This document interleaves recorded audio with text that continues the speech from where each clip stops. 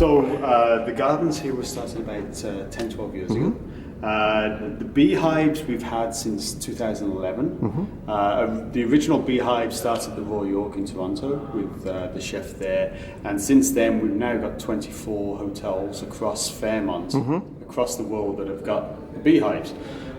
From here to Toronto, like I said, Vancouver, Yangcheng Lake, it has become a corporate initiative to be friendly, become something of a project within the company to have these beehives either in the cities or out at the Banff Springs and places like that. So it's taken on a whole world of itself.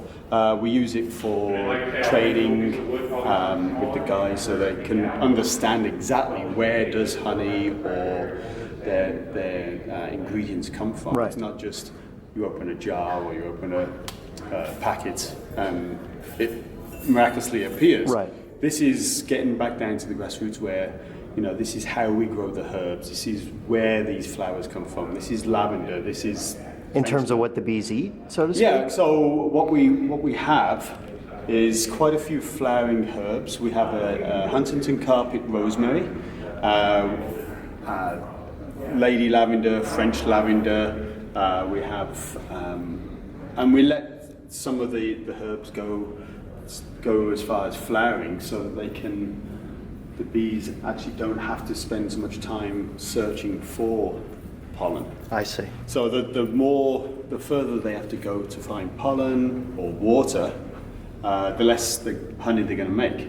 So if we can keep them close to home, we have this garden, we have the public garden for the beehive, bees to actually collect pollen from, the more honey we can get. So our bees are actually very, very productive. We have 3 double stack hives.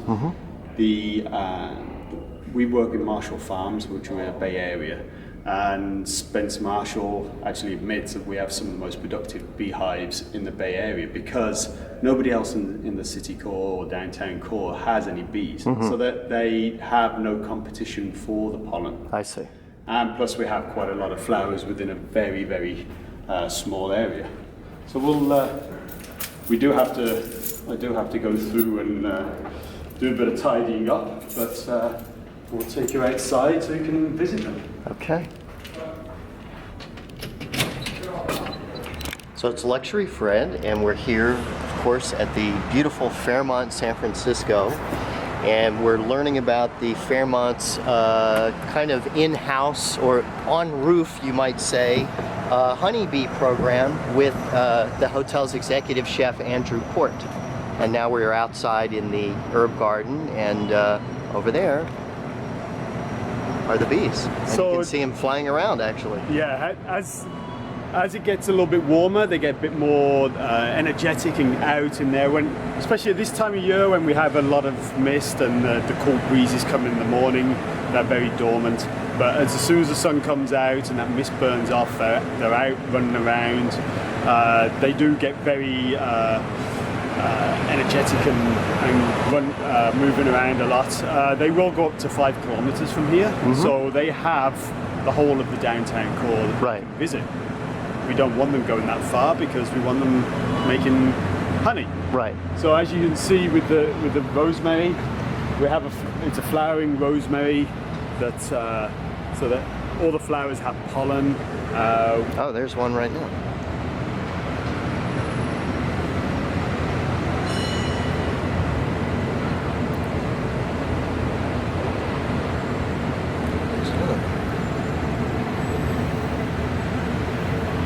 And do you think I don't know if this is a weird question, they like having everything so close? Well, the honey that they make is their food.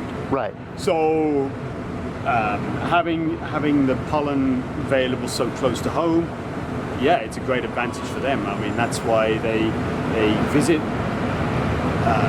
stuff close to home, because that's what they want to do. Right. The more they have to travel, the harder it is for them.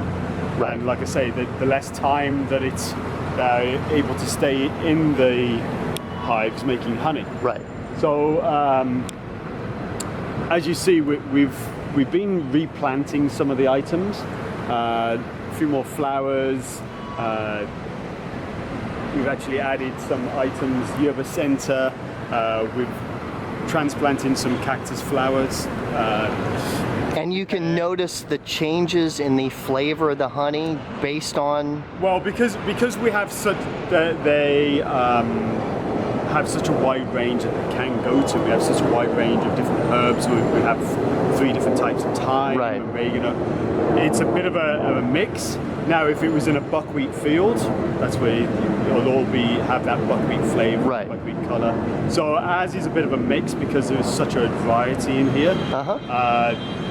Instead of having it in one area, there's just all orange blossom, Right. what have you. So it's more of a neutral flavor, but you will get a sense of rosemary and a little bit of lavender coming Right. through. So they do a great job. At the moment, there's about 40,000 bees per hive. Wow. So about 250,000 bees. altogether. Really? Just right here? Right, just right here. Wow. They are quite productive. Last year we had just under 1,200 pounds from the 6 hives. And could you have more hives, or there becomes a critical mass where it's... I believe, yeah, we maybe could.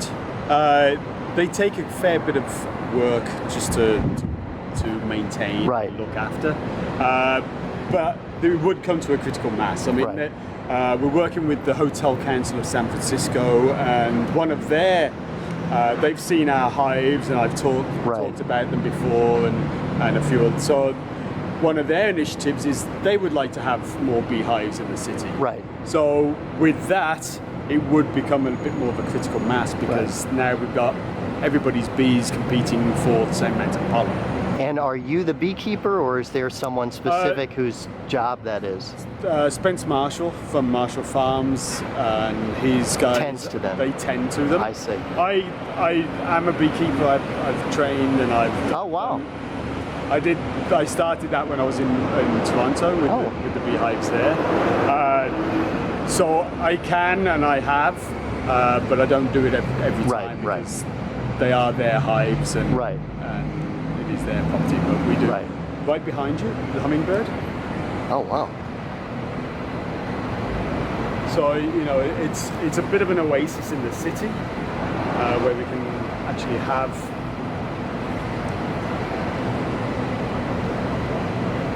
And he's just gone over to the Maya lemon tree. Wow. I don't think I've ever seen one that close before. Yeah, well, Wow. it's great when you're actually able to be here when they do come in. Right. Like I say, it doesn't happen all that often. So we are sort of moving away from some of the traditional items in the garden because with the drought, rosemary is not a very high amount of water, needs a high amount of water. Right. So we're like I say, we're trying to get to the prickly pear and the yerba center, something a little bit less water dependent. Right. And this is all used by you in the kitchen. Yes, we use all of these. So we're trying to take it away from the water dependent herbs and try and go something a little bit more California. Right. That uses a little bit less. Right. Bees are extremely important to our own well-being. 80% of all the cross-pollination for our foodstuffs is actually done by bees. Right. So in that sense, having us trying to promote and us being big advocates of keeping the bees is actually bringing awareness to a bit of the problem that's happening in the wild. And we hope that people will come in and see what we're doing and go back and take the idea with them. We do have we have had beekeepers from different parts of the US, and I've talked to beekeepers from the UK who have taken ideas from what we've done here and taken it back with them. So it's one of these things that it's slow going, but it's getting some headway. And we don't use any herbicides or pesticides in the garden, so then that way we're keeping our bees nice and healthy. And what what can someone do? They've come here, they've seen this, they've got an understanding of the bees.